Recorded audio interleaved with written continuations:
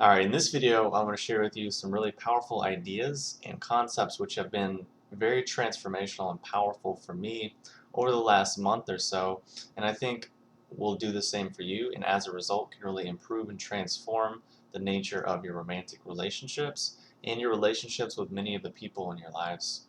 in a very general and beneficial sense. So the quote which really encompasses the idea that I'm communicating comes from Carl Jung, and basically what he was saying is that when a man looks at a woman or a woman looks at a man, vice versa, but in this quote, when a man looks at a woman, uh, what he's seeing is not actually the woman. What he's attracted to or unattracted to or aroused by or not aroused by is not actually the woman, but his own projection onto the woman of what's called his inner anima, which is his inner feminine side. So it's the same thing for women. When a woman looks at a man and thinks, oh, I love him or I'm attracted to him, what she's actually seeing is her own projection of her own inner archetype. So just to clarify that if you haven't heard of these concepts before, it's anima, A-N-I-M-A, and animus, A-N-I-M-U-S. And you'll see information below the video if you want to learn more about that. But basically the inner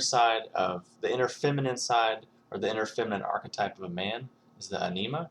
and the inner masculine side or archetype of a woman is an animus. So basically, this is why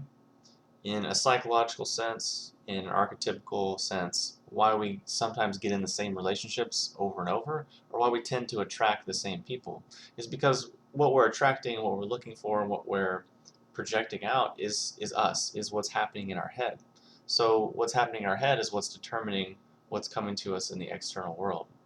So how understanding this and applying this can help you improve your relationships and really transform how you relate to other people. Number one is you start to take responsibility for your own internal relationships to these archetypes.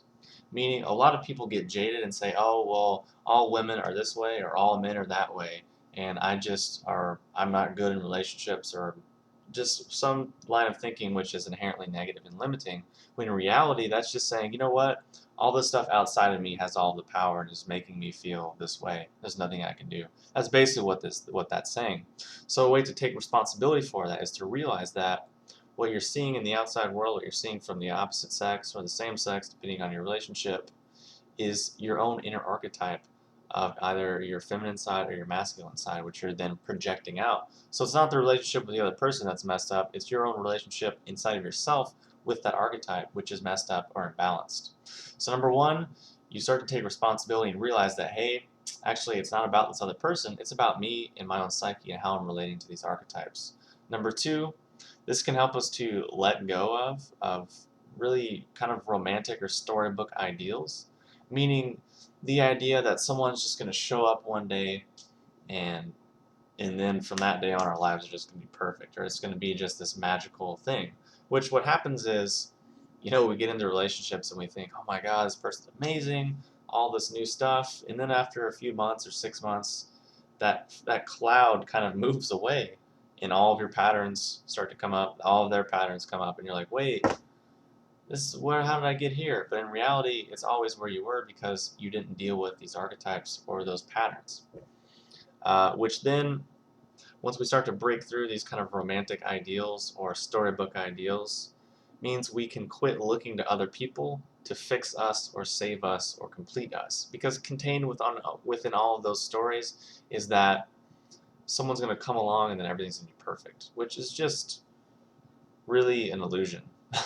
honestly. And it's not true, and it creates a lot of false expectations and assumptions for relationships, which then sets up a lot of failure. So doing all of that, taking responsibility for your own internal archetypes and your relationships to them,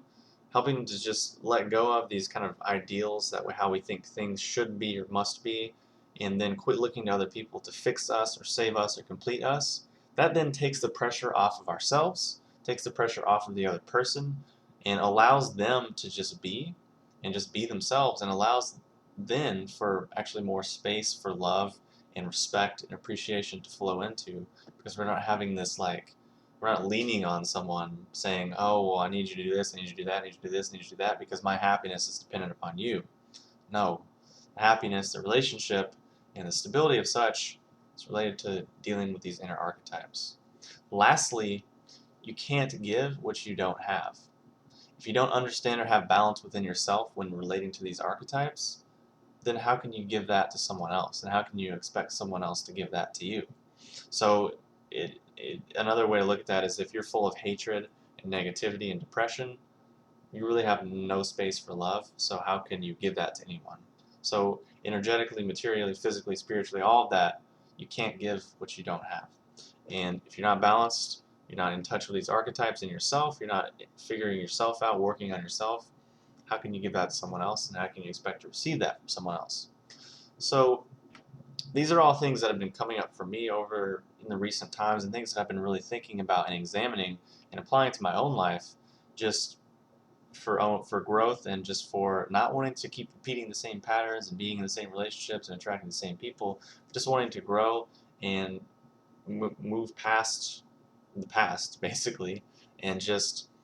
realize that it comes down to the relationship in our psyche with these different archetypes and how we relate to those energies. So hopefully that's been helpful. Just